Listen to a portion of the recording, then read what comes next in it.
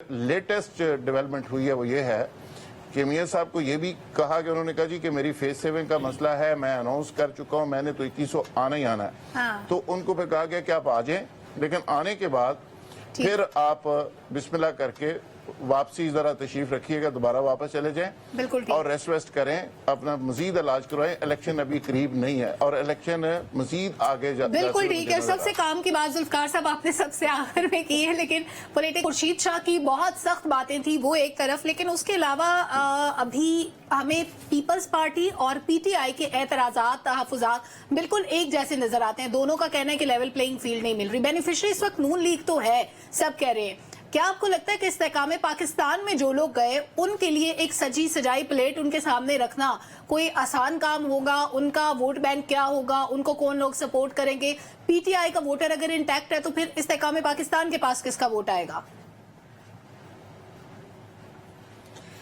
دیکھیں، ابھی ڈاکٹر صاحب بات کر رہے تھے تو ڈاکٹر صاحب ووٹرز کی گنتی بھی بتا رہے تھے، ووٹر کیسے جاتا ہے، کیسے ووٹ ڈلتے ہیں، کیسے رزلٹس آتے ہیں. وہ سارا ظاہر ایک لکھیا پڑا جو ایک الیکشن کمیشن کا ایک معاملہ ہے، سارا اس پہ روشنی ڈال رہے تھے. لیکن پاکستان کے اندر بدقسمتی سے کبھی ایسا نہیں ہوتا. ہم نے ایسے پولنگ اسٹیشن بھی دیکھے ہیں کہ ایک بوتھ بھرا ہوا ہوتا ہے، ان کے رزلٹ کچھ اور ہوتے ہیں، اور ایک جگہ کوئی بندہ کھڑا نہیں ہوتا اور ان کے رزلٹ کچھ اور ہوتے ہیں. یہ ماضی میں ہم نے کئی اس طرح کے معجزے دیکھے ہیں. لیکن سردست جو میاں صاحب کو بار بار میسج بھیجا جا رہا ہے وہ یہی ہے کہ میاں صاحب یہ پاسبل نہیں ہے. 1920 ہو سکتا ہے، 1950 نہیں ہونا.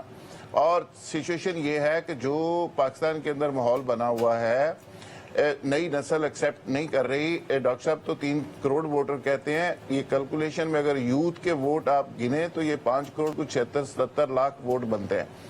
یہ جو 30-35 سال کی ایج تک کے لوگ ہیں، یہ 30-35 سال کی ایج تک کے جو لوگ ہیں، یہ سارے کے سارا جو سب سے بڑا مسئلہ بنا ہوا ہے وہ یہی مسئلہ ہے. اسی وجہ سے الیکشن بھی آپ کو آگے آگے جاتے ہوئے نظر آتے ہیں. میاں صاحب دیکھیں بضد ہیں کہ انہوں نے آنا ہے، انہوں نے اناؤنسمنٹ کی ہے. میاں صاحب کو آج ایک تو خورشید شاہ صاحب نے ایک سلامی پیش کیا، اور ایک سلامی جس کا آپ ذکر نہیں کر رہے وہ الیکشن کمیشن کی طرف سے ہے، جو میاں صاحب کی فیلڈنگ تھی، جس میں چیمہ صاحب ہیں، جس میں توقیر شاہ صاحب ہیں، جس میں فواد حسن فواد ہیں. وہ سلامی پرانی ہو گئی ہے ذوالفقار صاحب، اس لیے اس کا ذکر نہیں کیا آج. نہیں، میری عرض سن لینا، وہ پرانی نہیں ہے نا، اب نئی نظر آئے گی نا. آج کے بعد وہ آپ کو یہ فیلڈنگ تھوڑی ڈسٹرب ہوتی ہوئی نظر آئے گی. اچھا، آہستہ آہستہ چیزیں تھوڑی سی 21 کے قریب جب معاملات جائیں گے تو خورشید شاہ صاحب کی جگہ کوئی اور بندہ بھی اس پہ بات کرے گا، کوئی اور بندہ بھی کرے گا، کوئی اور بھی آپ کو ڈسٹربنس نظر آئے گی.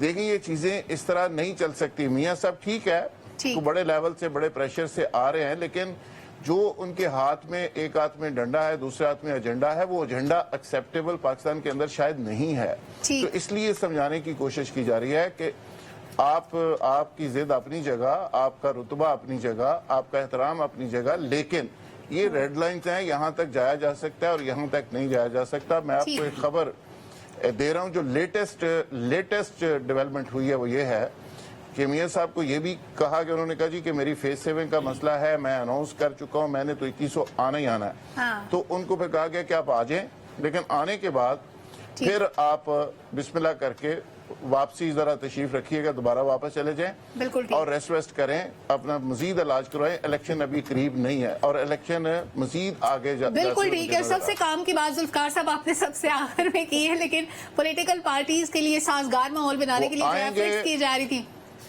جی ذوالفقار صاحب وقت کم ہے، میں چاہ رہی ہوں کہ اگلے معاملے پہ بھی چھوٹے سا ایک کامنٹ لے لوں. ذوالفقار صاحب آپ سے میرا سوال مختلف ہے. پیٹرولیم پرائسز پہ تمام پینلسٹ کامنٹ کر چکے ہیں، لیکن ارجنٹائن میں آپ نے دیکھا ہوگا کہ پاکستان کی طرح کا کرائسس کریٹ ہوا. ان کی کرنسی بھی ڈی ویلیو ہو رہی تھی، ڈالر مہنگا ہو رہا تھا، ہماری طرح کے بالکل حالات تھے. تو انہوں نے سوچا کہ پاکستان میں جو میئرز لیے گئے ہیں ہم بھی لیں.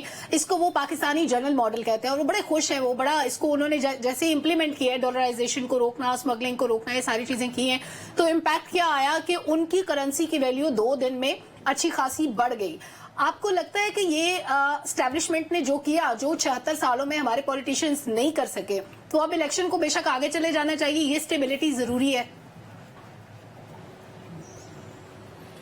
मुझे ये समझ नहीं आ रही कि इलेक्शन आप सबको क्यों इतने करीब नजर आ रहे हैं और कौन से ऐसे इकदाम आपको आपको नजर ही नहीं नजर आ आ रहे रहे हैं जिसके नतीजे में आपको लग रहा है कि अगले 2 महीनों में इलेक्शन हो रहे हैं। क्या ऐसे इंतजाम आपको नजर आ गए हैं? पॉलिटिकल पार्टीज ने शॉर्ट लिस्टिंग कर ली है, कैंडिडेट आपने कर दिए हैं, जलसे हल्कों में होना शुरू हो गए हैं, एक्टिविटी स्टार्ट हो गई है। भाई कुछ भी नहीं हो रहा, आप बेफिक्र रहें, इलेक्शन जाएंगे भी और हालात बेहतर भी होंगे। ये जो मैं हमेशा कहता हूँ ना, ये मुख्तलिफ महकमों में जो इंक्रोचमेंट हुई हुई है, इस इंक्रोचमेंट को आहिस्ता आहिस्ता ठीक करना पड़ेगा। स्टेट को अपने पांव के ऊपर खड़ा करना पड़ेगा और उसका एक प्रोसेस शुरू हो गया। देखिए, इस सिस्टम को हम कहते थे ये सिस्टम गल सड़ चुका है, ये डिलीवर करने के काबिल नहीं है, मुल्क गवर्नेबल नहीं रहा। लेकिन इसी गलत सलट सिस्टम को जब चाबी दी गई तो यही सिस्टम डिलीवर करने लग गया और आज नतीजा ये निकल रहा है कि 4,500 5,000 अरब रुपए का कर्जा नीचे आ गया। डॉलर नीचे आने की वजह से सारी प्राइसेस आप देखें ना, कितना बड़ा मौजूदा हुआ कि 40 रुपए का भी कम हुए हैं ऑयल के अंदर, आपने देखा वो हुआ। अब लोग आम आदमी को यकीन करें कि किसी बड़े से बड़े सियासतदान से दिलचस्पी कम है, अपने मसाइल से दिलचस्पी ज्यादा है। Exactly.